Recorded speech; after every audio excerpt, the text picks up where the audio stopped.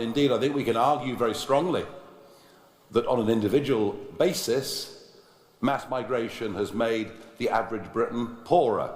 You take a year.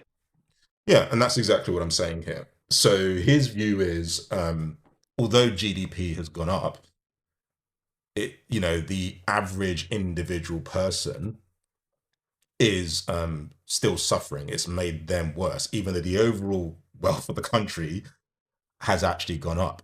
And he's basically laying the blame at economic migrants. But again, I think, and I do want to be very, very clear on this point. It is one of many theories as to why UK nationals are suffering.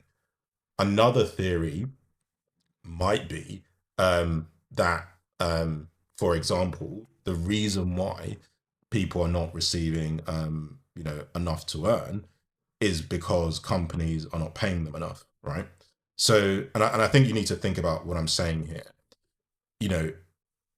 and think about the NHS, for example, actually, or any sort of public sector space, where salaries are typically not very, very high, and they don't allow you to basically rent or even buy a house or travel to work or eat because the cost of living is just so high, or you can't even live where you work, right? So if you're a teacher and you can't afford a house in the catchment area because the salary is so low, then what you tend to find is that there's a challenge recruiting for those jobs. And ultimately, those jobs need to be filled. And this is where you may rely on economic migrants to then do those jobs. So again, it's almost like, what is the cause? What is the effect, right? I think for me, I would argue the effect is that you've had more economic migration because the economic conditions of the country are failing the UK people.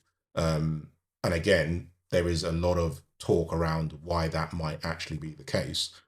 So for me, I don't think that having more immigrants in the country in and itself is driving up the cost of living, right? Because most of these immigrants are doing jobs that are actually more low, that are low paid jobs, right?